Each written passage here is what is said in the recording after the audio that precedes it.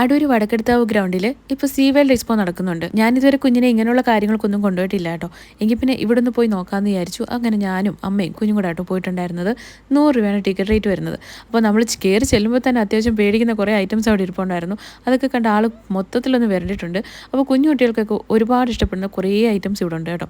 അപ്പോൾ അതുപോലുള്ള ഒരു ഐറ്റമാണ് നമ്മുടെ ഈ റോബോട്ട് പെട്ടി എന്ന് പറയുന്നത്. അത് വല്ലാത്തൊരു അനുഭവം തന്നെയായിരുന്നു. അതുമായിട്ട് അടുക്കാൻ ഭയങ്കര പാടായിരുന്നു. അങ്ങനെ അവസാനം രണ്ടുപേരും നല്ല ഫ്രണ്ട്സ് ആയിട്ടുണ്ടായിരുന്നു കേട്ടോ.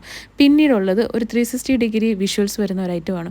അത് വല്ലാത്തൊരു സംഭവം തന്നെയാണ്. നമ്മുടെ അടിപൊളി വിഷ്വൽ ക്ലാരിറ്റി തന്നെയായിരുന്നു കേട്ടോ. ഞങ്ങൾ പിന്നെ ഐസ്ക്രീമൊക്കെ കഴിച്ചിട്ടുണ്ടായിരുന്നു.